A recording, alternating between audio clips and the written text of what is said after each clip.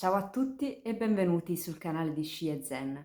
In questo video vediamo uno strumento gratuito e utilissimo per individuare le riviste scientifiche che non hanno delle article processing charge o publication fee, o meglio, non necessitano di essere pagate per la pubblicazione, riviste che sono open access e soprattutto che ti danno la possibilità di detenere il copyright di quanto scrivi in quanto autore.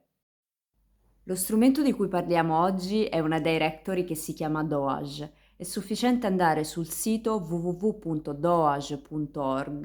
e già da subito possiamo vedere un'interfaccia molto intuitiva. In effetti c'è un menu a tendina che ci fa vedere poi le diverse specifiche della directory, ma quello che voglio farvi vedere in questo momento è una simulazione.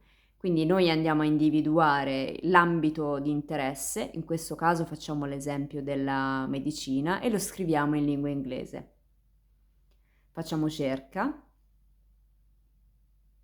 e come vedete la directory ci dà tutta una serie di risultati, in questo caso sono circa 4500.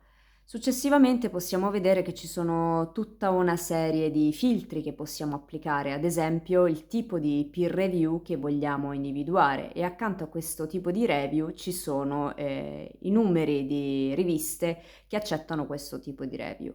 Quindi ne selezioniamo una, successivamente andiamo a vedere without fees, quindi quelle che non sono a pagamento, e poi la possibilità di ritenere il copyright, perché questo ci consente poi di utilizzare i nostri articoli e di diffonderli altrove.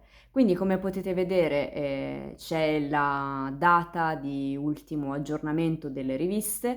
Come si può intuire, le riviste vengono da tutto il mondo, quindi possiamo avere riviste di eccellenza, così come riviste un pochino più basse, ed è sufficiente individuare poi quella che è quella più consona. Come potete notare, ogni risultato ha poi il website dedicato, e quindi questo ci può essere utile poi per andare a eventualmente visualizzare quelle che sono le caratteristiche della rivista che possiamo scegliere. Questo strumento si rivela particolarmente utile per tutti quei ricercatori che hanno necessità di pubblicare e tuttavia non hanno la possibilità di spendere soldi per le publication fee, in quanto ad esempio non hanno abbastanza fondi a disposizione per la pubblicazione. Bene, per questo video è tutto, noi ci vediamo in un prossimo, ciao a tutti.